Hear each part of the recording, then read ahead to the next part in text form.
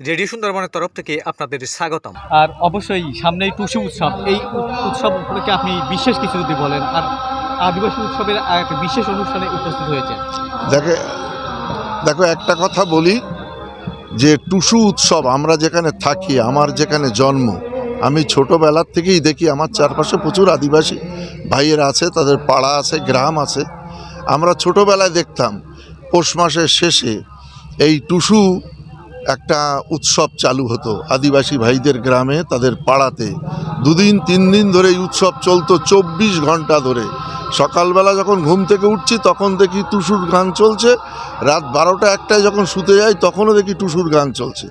অর্থাৎ এই যে টুসু যে উৎসবটা, এটা বাংলার একেবারে কোর অন্তরে ঢুকে আছে। এবং আজকের নয়, আমাদের মতো যারা জন্মগ্রহণ করেছে এই দেশে, এই মাটিতে, তারা যুগ যুগ ধরে এই টুসুটা কিন্তু তারা দেখে আসছে, শুনে আসছে।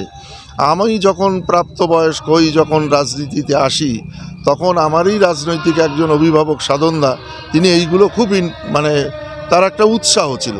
তিনি এই সময় পৌষ মাঘ মাসে এসে যেখানে যেখানে আদিবাসী সম্প্রদায়ের ভাইরা আছেন তাদের ওখানে যেতেন, টুসু মেলাতে যেতেন, আর আমাকে সহচর হিসাবে, অনুগামী হিসাবে সঙ্গে নিয়ে যেতেন। আমি জামবেড়িয়াতে টুসু মেলায় গেছি, আমি হিঙ্গলগঞ্জের একাধিক জায়গায় গিয়েছি, বাইলানিতে গিয়েছি, বিষপুরে গিয়েছি।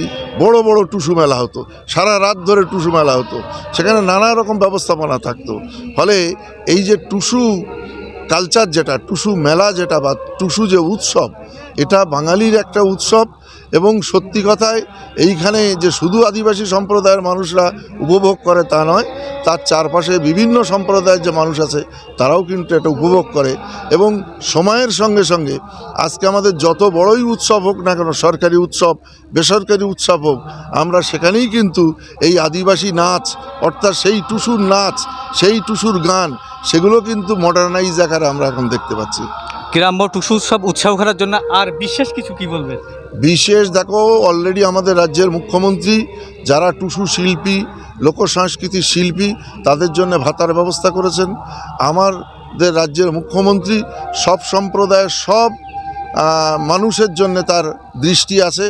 আমরা আশা করি আগামী 2026-এ রাজ্যে আবার মাননীয় মুখ্যমন্ত্রী ফিরে আসলে নিশ্চিত এইটা নিয়ে আবার নূতন ভাবনা হবে, আবার নূতন চিন্তা হবে, তাকে উন্নয়ন করার আরও চেষ্টা চলবে। অনেক অনেক ধন্যবাদ।